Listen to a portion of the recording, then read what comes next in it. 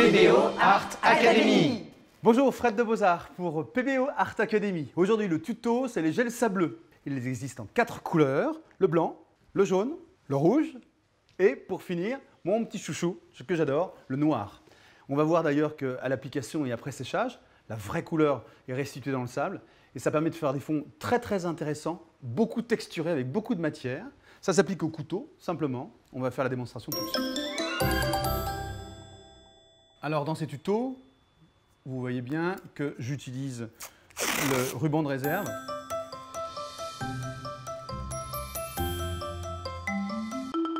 Le terrain de jeu est prêt, donc maintenant on va appliquer les différents sables.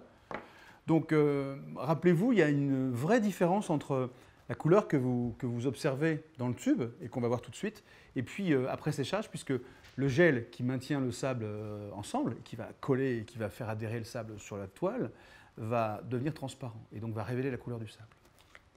Donc je commence par ici le rouge. C'est assez liquide, hein, donc voilà. Et là, le geste est très simple. Comme toujours, pas de pinceau, pas de spalter, mais au couteau.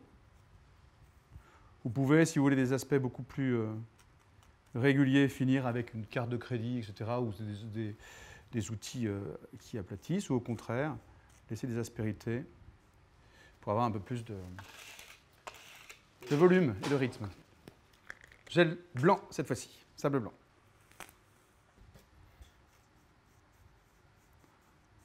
On avance avec le jaune.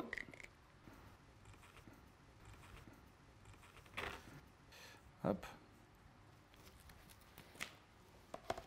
Et donc on termine par le sable noir.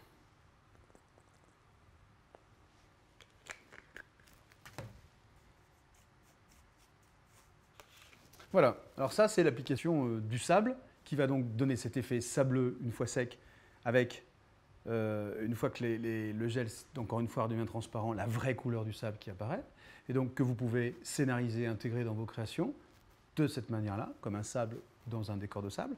Et vous pouvez aussi travailler ces textures en gravant, sculptant à l'intérieur. Voilà. Donc, je fais juste pour l'exemple, ici par exemple, on peut avoir voilà, une petite spirale ici, juste en évidant les matières.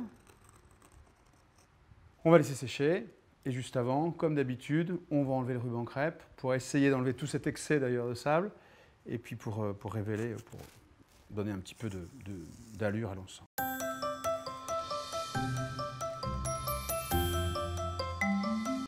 Laissons sécher naturellement, pas d'accélération avec un sèche-cheveux et on se retrouve après séchage pour voir le résultat. À tout à l'heure.